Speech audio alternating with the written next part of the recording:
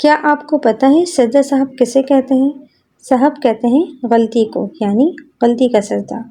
نماز میں کچھ چیزیں فرض ہوتی ہیں اور کچھ واجب۔ اگر واجب کو ہم بھولے سے چھوڑ دیں یا اس کو ادا کرنے میں اتنی دیر ہو جائے جتنی دیر 3 دفعہ سبحان اللہ کہنے میں لگتی ہے تو سجدہ سہو کرنے سے نماز درست ہو جائے گی۔ جیسے 4 رکعت والی نماز میں الحمد کے ساتھ سورت ملانا واجب ہوتا ہے، تو اگر سورت ملانا بھول جائیں تو سجدہ سہو کرنا لازم ہوگا۔ اسی طرح کسی رکن کو ادا کرنے میں دیر کر دینے سے بھی سجدہ سہو واجب ہوتا ہے، جیسے یہ سوچنے لگیں کہ تیسری رکعت ہے یا چوتھی رکعت اور اس میں اتنی دیر لگ گئی جتنی دیر 3 دفعہ سبحان اللہ کہنے میں لگتی ہے، یا یہ سوچنے لگیں کہ کون سی سورت پڑھوں، یا رکوع میں جانے سے پہلے کچھ سوچنے لگیں اور اس میں تاخیر ہو جائے، تو ان سب صورتوں میں سجدہ سہو کرنے سے نماز درست ہو جائے گی۔ سجدہ سہو کرنے کا طریقہ یہ ہے کہ آخری رکعت میں صرف اتحیات پڑھ کر ایک طرف سلام پھیریں اور 2 سجدے کریں، پھر بیٹھ کر اتحیات، درود شریف اور دعا پڑھ کر دونوں طرف سلام پھیر کر نماز کو ختم کر دیں۔